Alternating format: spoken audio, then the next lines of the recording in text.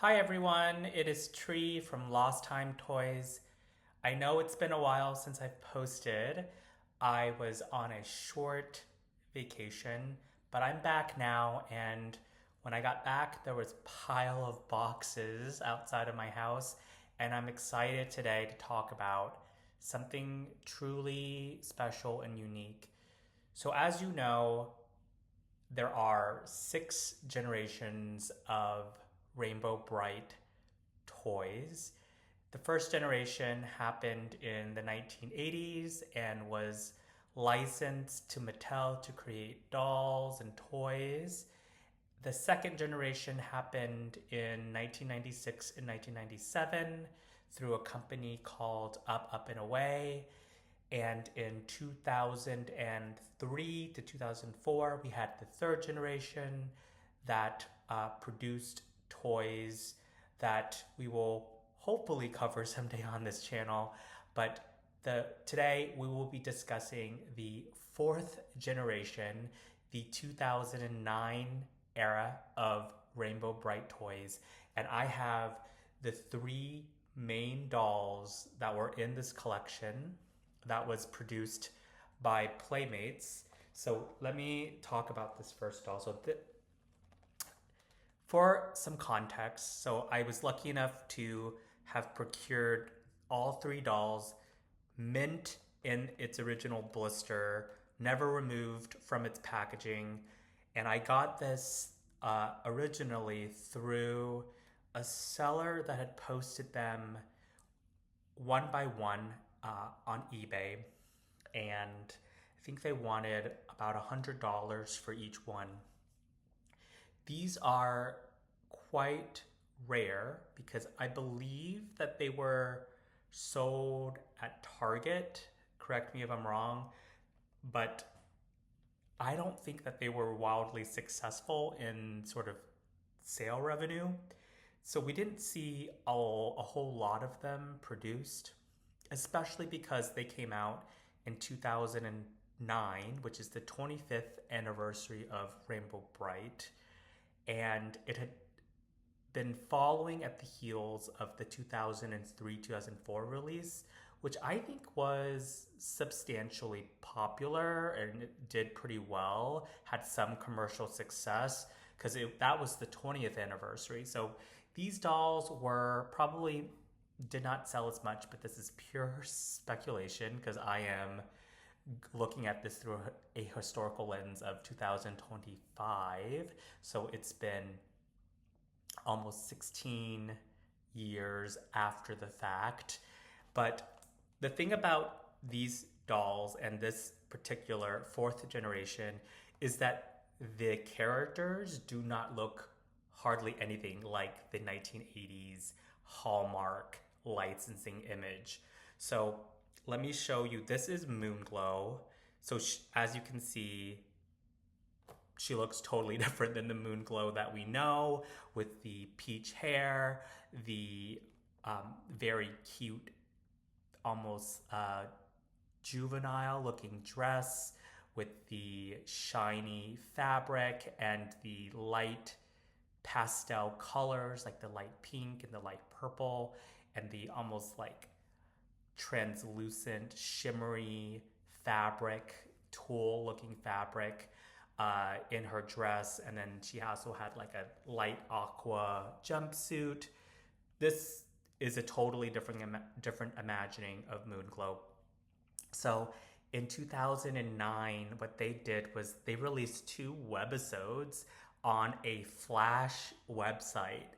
And what you did is you would log in and watch these webisodes in 2009. And quite honestly, the animation was funny and it looked almost fan made. When I saw videos that were transposed from the Flash animation onto YouTube, I thought it was like fan created. They were only like 2 to 3 minutes long. There's only 2 episodes, and the story, I'll link them. You can watch them for yourself, but it is a total departure from the Rainbow Brite that we knew in the 1980s. But this is what Moonglow looks like. Let me show you the packaging. So this is the aesthetic of Rainbow Brite. It's a lot more, I wouldn't say like teenage aesthetic. This might be influenced by kind of the contemporary dolls at the time. The bright yellow packaging has now been supplanted and replaced by this like very sleek, modern, uh, pink, yellow, purple with white background text. It's celebrating 25 years. It is in this like blister that is in the shape of a rainbow. It's actually quite pretty, and I think in the same way that I came around to the 1997 collection, I've done a 180 on the 2009 collection, the fourth generation, because it is so unique. I almost feel like it's cooler when toy lines take a little bit of risk and do creative variances and deviations from the original line. 2003 was almost like cut and paste from Mattel 1984. So it's a little boring, and it just was made with cheaper materials in my view. So I like this collection. I think it's very cool, and the packaging is awesome. So this is Moonglow. I will discuss her in a little bit, but just to show you, this is kind of like what the animation looks like. So this line really only has 10 items. It has 3 dolls. It has Moonglow, Tickled Pink, Rainbow Brite. It has 3 horses, Sunriser, as you already know, Starlight, and they introduced a horse for Moonglow called Shimmer. And then we talked about the Mexican sprites, sprite plushes that were only released in Mexico, and they were also in this line. And then there was a large, I think 15-inch version of the Rainbow Brite doll. So these are the characters. This is how they look. I'd say that Moonglow is the biggest departure from the animation in the 1980s. Rainbow Brite, you can see there are some elements that are still there. Tickled Pink is obviously, still has the pigtails, still has the pink outfit, but really cute packaging, way more modern, and I think it's a time capsule into 2009, what was favorable and popular and trendy for young girls at the time, or boys. But let me discuss Moonglow now. So Moonglow has blue hair, so she has this almost like fun, alternative, gothic look. She has like this beautiful royal blue hair with streaks of purple in the bangs. It is somewhat curly. It's at least wavy, and she has these moon boots that Moonglow did not have before. They're different segments of purple, lilac, magenta, and blue. And her outfit, we still have the iconic moon emblem that is in light purple, almost pink. And then the outfit is a dress with a shiny, sheer upper skirt that actually has a little bit of a callback to the 1986 dress-up doll. So that's nice that they took some elements and they made her darker. So it's more moody. It's more fitting for her name, Moonglow. So she's kind of represents a nighttime sky color scheme. It's very much like the Borealis, kind of like the Northern Lights color scheme here. And the doll itself is quite slender. She's about, I don't know, 9 inches, and very feminine, slender build. And some people don't like the face. They think it looks a little bit cheap, but I think the paint job is very nice.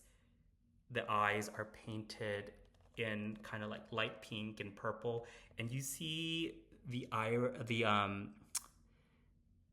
pupil has moon shapes. So there's moon shapes in the eyes. There's a blue belt, and there's some sort of dots to represent the top of her dress, and then she has like a bracelet two bracelets with the moon symbols. So almost superhero-esque for Moonglow. And in the back it says that they're 10-inch dolls. So again, this is created by Playmates, and I'll read the description of Moonglow in the back.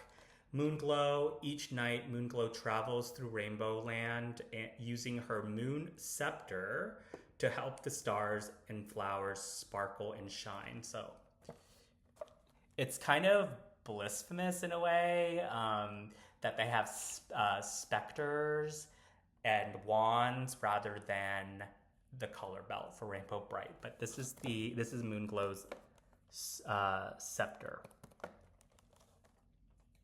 So this is Moonglow. Moonglow is one of the few that shows up on eBay quite frequently. You can find them online for like $60, $70, $80, depending on quality and then shipping and tax. But the other two dolls, quite difficult to find them. They're very, very rare. Okay, so next we will be discussing Tickled Pink. So the packaging looks very similar. There's still some semblance of the old Mattel line, and it percolates through the line sometimes. For example, the depiction of the star emblem makes its way on the packaging. The moon boots are still present, as it was in the dress-up doll line. The back is very similar. All of the back kind of looks like a mistake in some ways, because it's just taped. There's just like, it looks like packaging tape, like masking tape, but this is the way it looks, and this is the way it comes in the store when you purchased it at I think it was a Target. But yeah, so this is Tickled Pink. Let's go over Tickled Pink. Tickled Pink has the iconic pigtails, and the pigtails are tied together with sun, like barrettes, and they're yellow, which calls back to the Tickled Pink ribbons in her hair in the dress-up dolls from Mattel in 1986. We have the moon boots, which is a departure from the fabric boots in Tickled Pink Mattel. And they are segmented just like Moonglow's. Tickled Pink has a dark pink, a light pink, orange, yellow, and the description in the back hints that her role in Rainbow Land is a foil to Moonglow, because every day Tickled Pink wakes up before dawn and paints the morning sky with her sun scepter, then reappears at dusk to make sure the sunset is picture perfect. So what you will see is Tickled Pink is controlling the daylight and Moonglow controls the night. So that's why we see the iconography of the sun in her hair and the sun on her belt. So that's a new addition. And again, they have scepters, they don't have belts or color crystals. It's all in the wand that they wield around. This is how Tickled Pink's scepter looks. And her outfit is quite similar to Moonglow's. We see that there is a dark magenta material to the dress. Again, the top trim has the dots. She has segmented rings for her bracelet, the sun iconography on the belt and on the wristlet, and even on the boots. And I thought it was interesting that they use, instead of white, they use a orange bottom trim here. This really emphasizes and underscores that, hey, she takes care of the daylight color and imagery here. So again, very similar mold to and face sculpt to Moonglow. So we see the makeup is very subtle, I'd say. It's like almost grayish pink, grayish purple, and then she has like a pink lip color. But I like that her hair are like 2 or 3 different variations of pink. It goes from light pink to different darker pinks, it's almost ombre, the way that it folds into each other, and the pigtails are a really nice touch. So this is Tickled Pink. I think this would have sold quite well because girls that typically buy these types of toys in 2009 a lot of them like the color pink, so it's quite attractive to them. So let me just hold them side by side now before I show you Rainbow Brite.